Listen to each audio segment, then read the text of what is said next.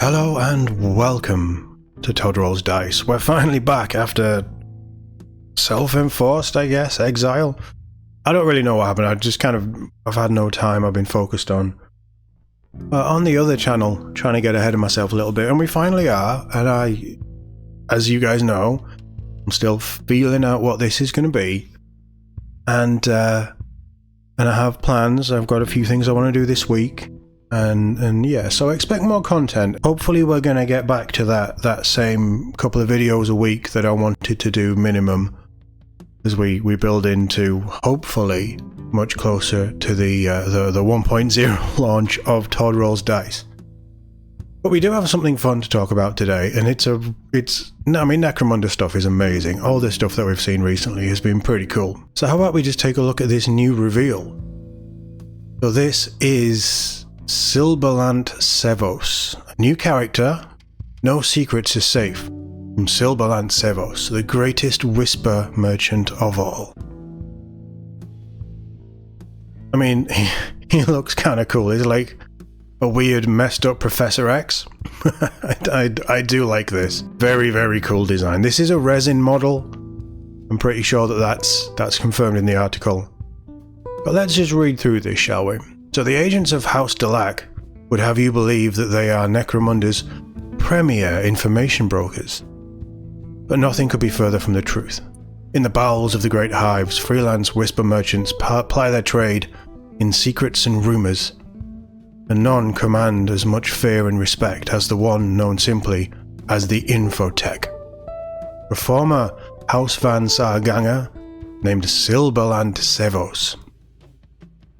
While his ruined body is confined to a suspensor chair, Van Saars, their bodies are constantly racked with radiation poisoning because of where they are and what they do in the Underhive. So he's former Van Saar. In his former life, he sought to merge his own mind with the sacred STC at the heart of House Van Saar, crafting an advanced synaptic link designed to unshackle his consciousness and leave the mortal world behind. I mean, that's some lofty goal, right there. His attempts ended in failure when the STC itself rejected his communion, shattering his body and mind in a massive synaptic backlash that left Sevos critically injured and bereft of his senses. His former comrades unceremoniously dumped his body in the Underhive refuse pit for daring to break their sacred 3 laws.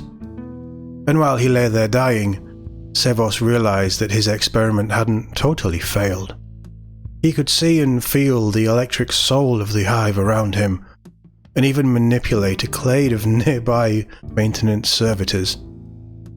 Over time, he took control of more systems and servitors around him, using plundered tech to build his suspensor chair and establish a safe haven deep within the Underhive. He soon realized that he could also dive into the electric highway, carry information around the hive, and rip secrets from within the data stream, beginning a fruitful career as a whisper merchant that brought him fame and fortune. His mastery at information gathering even extends to gang skirmishes, granting his benefactors the ability to reveal their opponent's gang tactics with a simple roll of his excellent intelligence characteristic.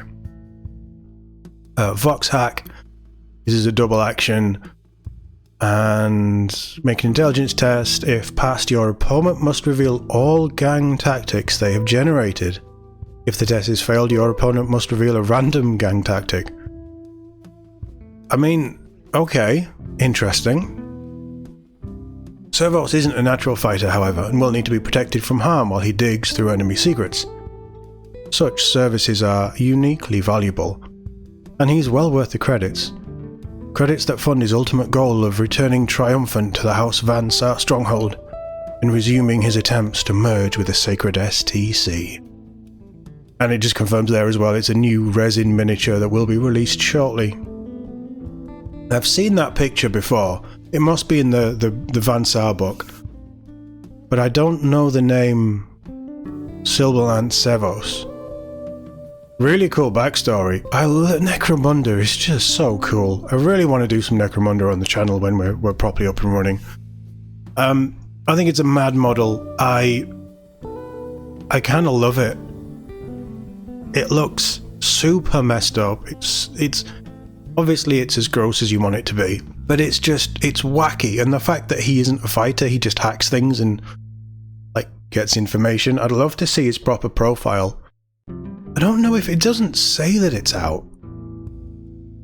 I'm pretty sure they'd link you to the book that it was in if it was out, but yeah, I don't know. I just think it's a really cool model, and I stay away from resin as much as possible. Obviously, there's a few things that I would like. But this is really nice, and there are some Necromunda resin models that I really like, and I may have to pick this up at some point if I make a trip to Warhammer World and this has been released. And I think that you could just, even if he's not part of your gang, you could have a really cool post sort of gang fight room set up with him dealing information, or have a mission with him kind of there, and it's a fight to get to him to get his information on whatever, or even as just like an objective marker, or a not a piece of terrain, but like a bit of set dressing in the background. And it's just further cements the fact that, and look at the trikes. I adore those. They are some of my favourite models that we've seen pictures of. I need to see them in the flesh, but the pictures, incredible. Back to Sevos. Really, really nice. Really, really messed up. Really Necromunda. We'll be back later on in the week with more from WarCom, hopefully. And there's a Halo Flashpoint adjacent video I'd like to do as well, to talk about what I'd personally love to see coming to that game in the near future, with us building towards release this month.